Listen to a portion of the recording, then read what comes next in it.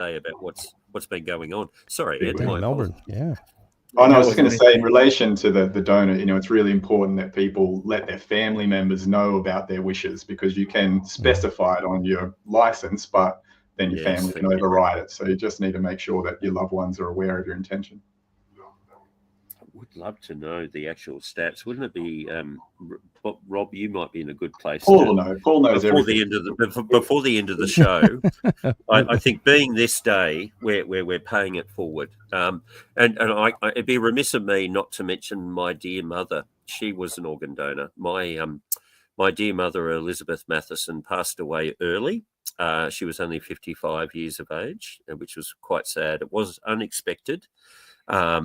But she did pay it forward with organ and tissue donation, and so that's a proud part of our family legacy now. That selfless focus. She was a social worker. She was a volunteer of the court system for domestic violence with women and children. And she ended up joining the Women's Cumberland Health Board and the Reclaim the Night rallies. So wow. And to all our unsung heroes out there that are doing something good in the community. Raise the roof. Bring those stories. There's so That's many never going to stories. get old for me. I'm always, I've always going to love doing that. Yeah, it never gets old, does it? It's just great. No, I was going to get the next version will be your DJ Scratch, if you want to. Right. DJ Oh Scratch. Yeah. We could definitely work I that need to way. figure that out. The soundtracks. Hey Ben, on actually, the DJ Rob yeah, Rob they'll get there. would have a surprise for us coming up. these, yeah, later. Ben, on the curious to explore. Like I love technology, and I love data more, and it's data, not data. I think we have that in common, Rob. Right. Show me. Let's go deep. I always love how providers out there, they really they have a go at some pretty big projects and feats, and I know Ferris Care and some of the team there and your tech side are up there with some of the tops. But talk to us about some of the My Ferris portal and some of those elements, and talk to us about what some of it's already done for families and what you love about it, and where it's going, because I think this is really connected back to some of the support at home, but also just this connected care model that we all want, but it's just so necessary because of how information of and how personas and stakeholders that are looking after individuals need to be really aligned, and this is not easy stuff. This is pretty complex and throw in the privacy and data principles on top of all of that is just another dimension to kind of work through. But share a little bit more if you can around those models and what's going on at My Ferris. No, I mean, it's a fascinating area of development, to see where things have gone just in my time in the home care space, where it was literally still pen and paper files back at my first community job, and client management systems, and then we can bolt on an app and talk to our workforce, and why don't we give an app to our family members and clients as well? And so it's just been this natural sort of evolution of connectivity. And I think I know you're a fan of AI as well, and sort of starting to see where AI might be able to supplement these different forums and just speed up the transfer of information and just making things accessible. But I think we'll get to a fully sort of autonomous self-management style system where clients or their loved ones will basically just have shopping list ideas, managing their care via an app while they're sitting on the couch at night, and be getting the automated Uber alert of when their work is going to turn up at the door. And there's fascinating things already happening in the sector. And I'm lucky enough to work at Ferris Care, as you said, who has always sort of been really keen to push the boundaries in technology. So I'm looking forward to see where we go. Can you tell us a little bit about Ferris Care? Yeah. You've got home care and residential or other services too? Yeah, we do a bit of everything. I mean, I've always sort of been in our home care division, but there's a residential side, and we work in assessment pieces, and we also work over in the NDIA space. So there's sort of different branches, if you like, under the one banner, and a shared core service group that sort of sits over the top of it and supports across that. So I've always, as I said, grew up in the community stream. I've now just moved in under our transformation team, so it's starting to see sort of in a project management style, how we can support all those different divisions. But yeah, it keeps us busy because we literally have to be across everything that's happening in the aged care and health space. We How many love a sites good did you guys have? transformation. Yeah. Sorry, Anne, what was that? I was just asking how do you just asking how many sites Ferris Care operates. We're very small. Yeah. So we're just in the sort of far north coast. So we're in around the Bangalore region and sort of a bit further up the road near Kingscliff. So there's just those two sites operating at the moment. Big so your home care side arm, is HCP, SCRC. Yeah, we're sort of into that side. But then there's another big sort of NDIA arm as well. Okay. It's a tough place to live. Hang in there, all those people in lovely part of the world. Being next to the ocean that long, it can't be good for you, surely. It's time to add on Paul. Paul Sadler is coming on stage. Welcome, Paul. Come on down. Let's raise the roof for Mr. Paul Sadler. So, Paul, tell us, you're down in Melbourne still at the Aged Care Quality, Safety and Risk Forums, I think? Yes, I've been at the Aged Care Quality Risk Forum for Event Edge, and then the Invox CHSP conference for the last couple of days. And I'm coming to you from the Qantas Club at Melbourne Airport at the moment, just waiting for my flight back to Sydney. As one does. As one does, exactly. And is Qantas looking after you today, Paul? Are you happy with the menu? For a change, the plane is on time, so that's a good sign. That's a good outcome. You're going to get back. That's a win for Qantas, right? And we're very interested, for those who have just tuned in, tell us a bit about Invox and the mission and the big issues and the outcomes that you were seeking this week. Yeah, so as I explained when I was on last time, Invox was set up by myself and Roland Northall as a voice for the sector. We organise events, write articles, do online briefings, etc. We've kind of carved out a space, particularly in home care, supported home and CHSP. But we're about to launch into doing some work in the residential care space as well. So watch out for that. With the CHSP conference, where we've been coming from is, we know the value of the program. We know it reaches 835,000 Australians nationally. We know it's the base, the entry level of the aged care system. We know that the value that it gains from social capital for the role of volunteers in many of our services through CHSP is invaluable. So what happened was Robert Fitzgerald, the Age Discrimination Commissioner, kicked off the conference yesterday morning, and he basically mounted the argument that we cannot afford to lose CHSP from the aged care system. The proposal at the moment is that it will merge in with Support at Home. Support at Home is basically an individual budget holder model. The way that CHSP is funded at the moment is through grants. Block funding is what it's sometimes called. The advantages of block funding are that they give services a guarantee of a certain level of funding so they can keep their doors open. Yes. The government acknowledges the importance of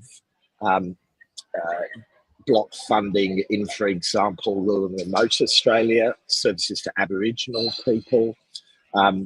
But we would argue, and Robert forcefully put the point, that it actually is an essential infrastructure for the whole of the system, and we need to protect it.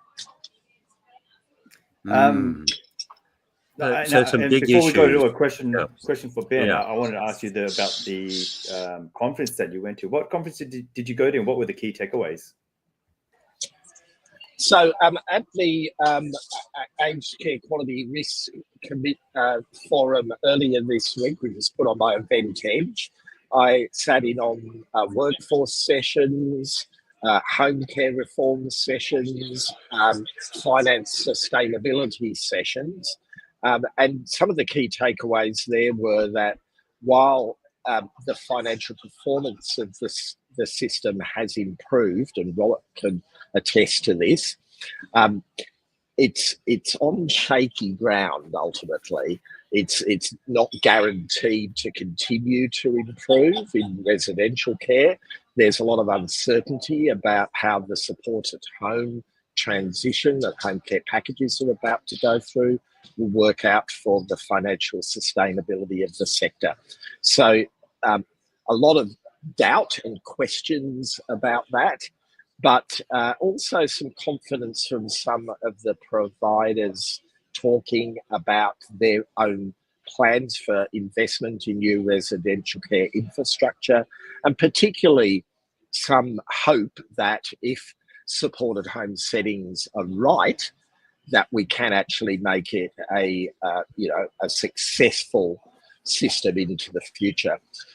The workforce panel was interesting. I was on it with some speakers from Mercy Care in Western Australia and from the Salvation Army. Yeah, and the thing that stuck out there was that recruitment into the sector has definitely improved since the work value case went through. So there's no question that aged care providers are finding it easier to recruit and retain staff now compared with the situation a couple of years ago before that work value case was approved by Fair Work Commission. So there's some hopeful signs from that point of view, but also some significant challenges that still remain, and particular difficulties for recruitment in regional parts of Australia. Yeah. Is there anything that you particularly sort of resonated with in terms of opportunities for advocacy? I know that's a big part of your passion and career long, moving in those areas where you can identify need. Did you feel like you were achieving a quorum on important issues there, or what would you like people to start thinking about in terms of the big issues that we need to gain support on? Yeah, so at the INVOX conference, we talked a lot about the importance of advocacy. There's an Australian National Audit Office inquiry into the effectiveness of CHSP that's calling for submissions on it. That actually the deadline for those submissions closes at the end of October. So we talked a lot about the importance of services taking some time out to put together their information about how effective their services are. And we suggested that they do that in a couple of ways. Firstly, there's nothing like anecdotes and stories. From hearing the stories of real people, real people's impact. So get those stories into the ANAO.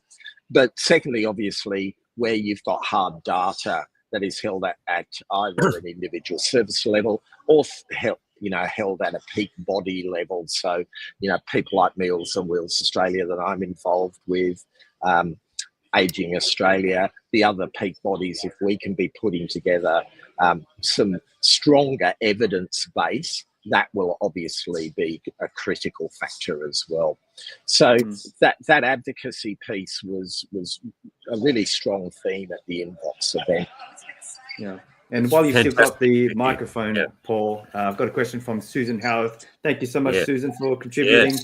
The question is, Paul, you wear a few hats across the sector. With all of that perspective, where do you see the biggest gap between government policy and the practical realities of delivering aged care on the ground? Wow.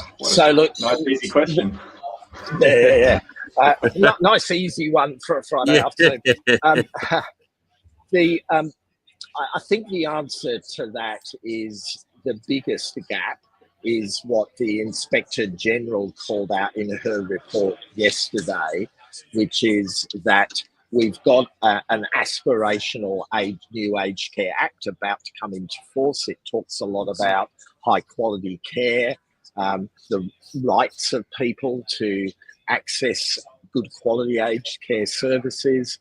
But what's missing is actually a commitment by government to fund enough care services for older people.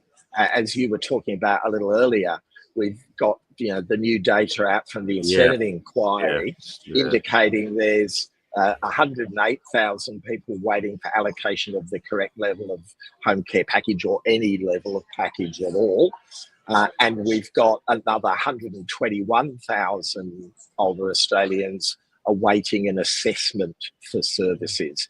Now, that's not just about home care packages, that's also CHSP and residential care that might be caught up in that. But, put that all together, you've got well over 200,000 older Australians who are in the system in one form or another, but haven't got the right services out the other end that actually meet their needs.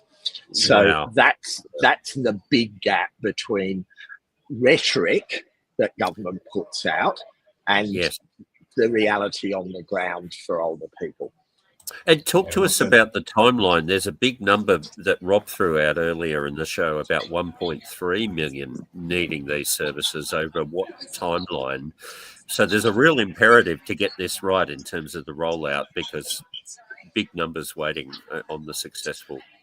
Yeah, we've already got 1.1 million older Australians who are receiving some form of home support.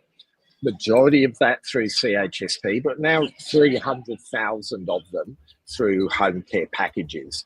With the additional 83,000 packages that the government's releasing from now for the rest of this financial year, we're going to be getting up towards 400,000 people receiving supported home. And that's projected to grow for supported home alone by 300,000 over the next decade. So the government's estimates are that we'll be sitting somewhere like 1.9 million people accessing home support services of various forms within the next 10 years. So, this is pretty substantial stuff, and it is, as you said earlier, because the baby boom generation has hit the aged care system. Sure is. It's 10 times the current capacity, so there's a little bit of room. I just wanted to jump on this really quickly. Sorry, Rob. Ben, this is your opportunity. Paul is working very closely with the home care sector as an advocate, and he said it's all about the stories. So this is an opportunity for you to share one of the great stories that helps support getting that support. Oh, look, yeah. I mean, the report that Paul mentioned that Natalie Segal-Brown's just released, it does an amazing job of telling the story of where aged care is up to. I mean, in terms of like stories of individual clients and workers, it's a herald back to our aged care employee day and all those wonderful stories we're sharing. That's the core of what everyone does this role for. And, as we were talking about earlier in this show, seeing some of those senators with that lived experience also talk about their passion for aged care gives me hope that, we'll get there. And I remember one of those shout outs being Emma-Marie Ormsley. Oh, yes, a good memory. Yeah. Still out there doing her thing. Shout out for Emma-Marie. Wherever you are today, we know that you are making a difference. And maybe one story about Emma-Marie, because I know she's inspired you on a number of occasions, Ben, throughout your career, for the benefit of Paul and his colleagues at Inbox. Oh, yeah. Look, I mean, Paul won't need any stories from me of inspiration. He's got the whole Meals on Wheels fleet that inspires him each and every day. So, kudos to the shout out to Meals on Wheels. Amazing organisation doing amazing work, and I mean, it could be anyone. It doesn't have to be Anne-Marie, but our community support workers in general out there in the front line doing the practical care work, or we've got same our care workers in residential. That is the face of aged care to clients and residents. Hey Ben, Susan's got another question for you. Ferris has a reputation for being quite innovative in aged care. What's one initiative you're most excited about right now, and that you think could really shape the future of the sector? Oh, wow. Yeah, I mean, I guzzled the Kool-Aid straight from the container, so just hold me back here if I go too long. But yeah, look, there's probably a couple of things even just that we met about today. With things moving on in the ITC space, the technology space, we've got a really exciting whole of enterprise digital architecture happening where we're getting sort of best of breed things that are coming together in really exciting ways. That's going to set Pharos Care up for many years to come. So that's hugely exciting, hugely big change. But, even more practically, things that I was looking at today is even just around our call center and some of just the technology that we're able to invest into that call center to be able to have quicker first point resolution for our clients calling in. It's those sort of practical things. Like when you think about what clients and their loved ones want, they want to be able to get through and talk to someone who knows who they are, how to help them and solve their problem. That's aged care in a nutshell. Absolutely. That's exciting. And that's good. That's where it all has to begin. We should give a shout out, and I know you'll want to jump in on when you hear the word transformation, Rob. I can't help myself. Let's give a shout out to the team, the transformation team at Pharos Care. Who are we talking about? Yeah, look, led by our fearless leader, David Spurgeon. He'll be out there somewhere. Good on you, David. And, yes. Yeah, we've got a growing team there of sort of change managers and BAs and all sorts of people there that support that transformational journey. But, it's literally, we're a medium-sized provider. So when we talk about our support at home readiness, it's literally the whole organization that's pivoting to this new change. So, huge work involved. Kudos to all. I mean, it's incredible. I mean, when I had 6 years as a transformation consultant at PwC before, finding aged care and loving it. And it was actually setting up Domain Principal Group, or OPAL, as a transformation project that led me into this industry, and it was quite amazing. But at the same time, it's gosh, we are transforming an entire industries at RAC went first, or Resi. Now we're the home care side of it, but it's a journey that thousands and thousands of people are on. And I know this is a very unique case study because maybe NAB does a branch and they transform their the credit and risk side of the business, and then you go to a telco and do the same. But this is an entire industry going through some monumental changes here, and I'm quite fascinated about it when they announced it, because I was just thinking with my my experience hat on, going wow, there's X amount of residents just in Resi, and then you think of the staff, and you're thinking of just even the IT systems and elements and multiple some of these. And some of these numbers, and I think that's where I think reflecting on that early topic about the technology play and some of the reasons why we're also missing the mark right now, both in this home, support at home, but also with residential. Is that to me the core is to get the IT and that transition right, because let's just explain here's just an example of how much inefficient effort that creates on our clinicians and team out there. But one of the aspects of the new act was a care activity statement, which is a statement that summarizes a set of activities and missed medication rounds, or all these aspects that now come from anywhere between 3 to 5 different vendor applications in a provider. But the time and motion studies we were doing on that early, it was they would have taken RN about anywhere between 50 to 55 minutes to complete that. Now we have to complete those once a month on every resident, and that's 210,000 residents. That is 8,000 days of effort by our RNs every month to do that. And if we look at that annually, that's nearly 100,000 hours of effort at that level.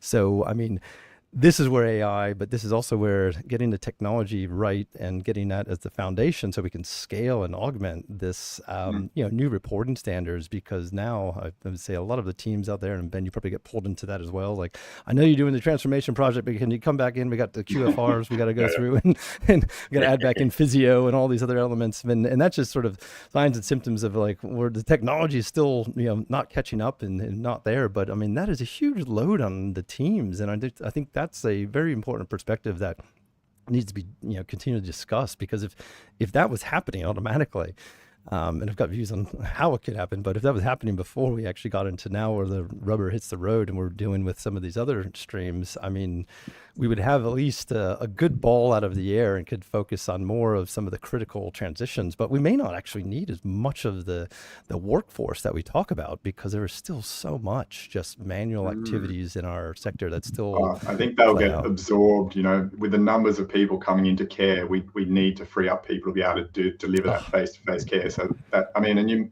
another shout out, you mentioned the Digital Transformation Sector Partners Group earlier. Kudos to that group and the amount of work. It's not just the provide. Like, there's so much change on the government side of this as well, and seeing lots of effort. The business to government portals that are coming online. Again, it's exciting change that will support everyone in the sector. And for those playing at home, Rob, explain a QFR and why it's so important. Oh, well, in an ideal world, these. If you step back and look at what the department really wants now, I mean, they see residential. It's a division of government. It's a branch of the healthcare sector that really government. They fund 70%. They underwrite all of the RADs, like 30+ billion of RADs in our treasury, and therefore they feel like, well, now we need to see everything. We need to understand everything that's happening, and we're entitled to it, because until you can sustain without any of our funds and money, and this is what I love about Australia Healthcare, by the way, so I'm not just begging out this approach. I think it's a fantastic approach. But I remember when I think it was Richard Corbeck was given an update. He was the Minister of Aged Care and Sports at the time, and it was a breakfast, and he was explaining what the world would look like roughly now, 2025. And I think this was before COVID, so I think it was early 2019. And I think the audience of CEOs and providers, they kind of chuckled. And I heard someone say, "What is it going to be like, Minority Report?" And you get the senior accreditation officers like swinging through windows and preventing a fall before it actually happens, and all of those elements. But I mean, it's certainly you can see what they want to do. Yeah. So there's definitely a level of accountability that now is in those reports to both the taxpayer, most importantly, because that's where all the funding is coming, but then from government. And I think it will lead us to preempt risk or see risks before they start to really play out. And what we've discovered in those Royal Commission hearings, because it was the Royal Commission into safety and dignity of these aging Australians, not into government funding, not into other elements, but it was about the loved ones and the vulnerable ones that are in our care and services, and we will be there too. So I want to bring Paul Sadler in there, if I may, because you lived right through that whole time span in the public eye as the Royal Commission and the spotlight was brightly shone on the aged care sector. For those who haven't sort of heard your story or the issues that you had to navigate, would you mind sort of taking us through that and what you hope that the learnings have been, Paul, as a result of that? Yeah, well, I like many other people in the sector, had to appear. I was summoned to appear at the Royal Commission. Yeah. I appeared twice, but interestingly, not for any particular bad things that have gone on at Presbyterian in aged care, but more as an expert in the field, particularly around home care, ironically enough. But when the Royal Commission was finished, it was shortly after that I stepped into Pat Sparrow's shoes as CEO for AXA, so for the national peak body. Yes. And we were obviously responding to what had come out from the Royal Commission at that time. that was also, as I talked about last time, the COVID pandemic was live with all the issues that were attendant at that.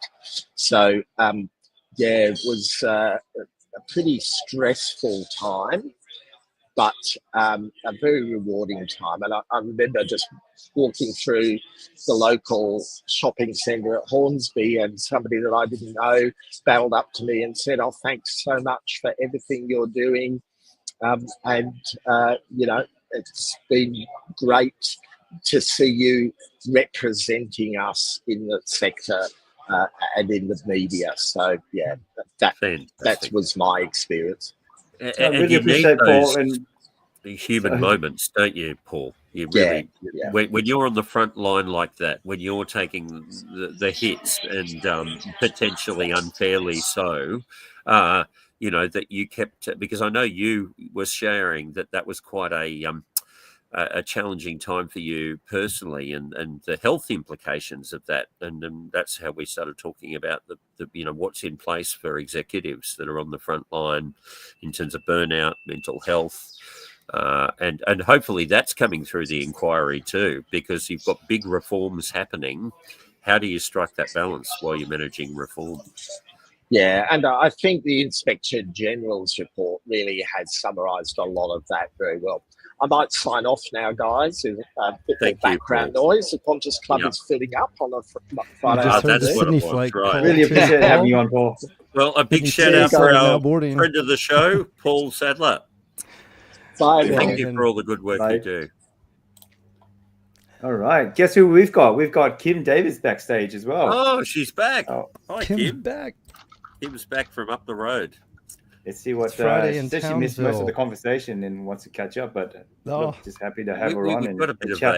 Of while she figures out her video, I just want to say a quick shout out again to Australian Aging Agenda.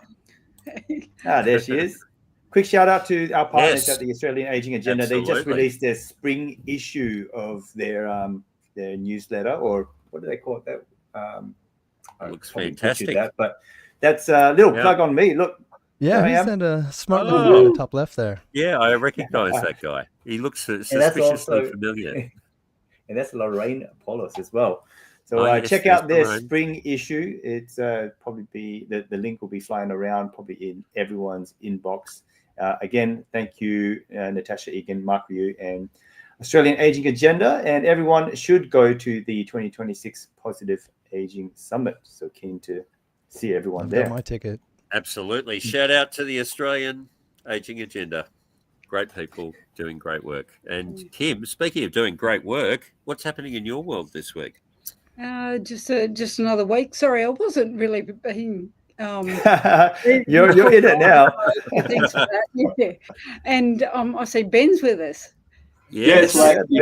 This is one of those fascinating moments where Kim and I are like pen pals that have never actually seen each other before. Really? Oh, we love that. There we go. There we go. Bringing people together. That's what we do.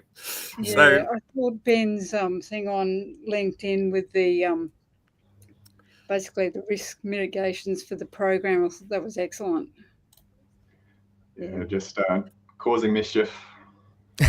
Good on you, Ben. Someone's got to do it. Is there anything you'd particularly like to sort of call out there, Kim, that you would like to discuss maybe with Ben? Or no, there wasn't anything in particular. I guess and I apologise. I just realised it was on, and so I don't know what you've been talking about today, but I think we've solved support all things How about we do this, guys? Listen, we've got 2.5 minutes left. We've got to wrap up the show. If we can get one win from everyone about how their week has gone, one win.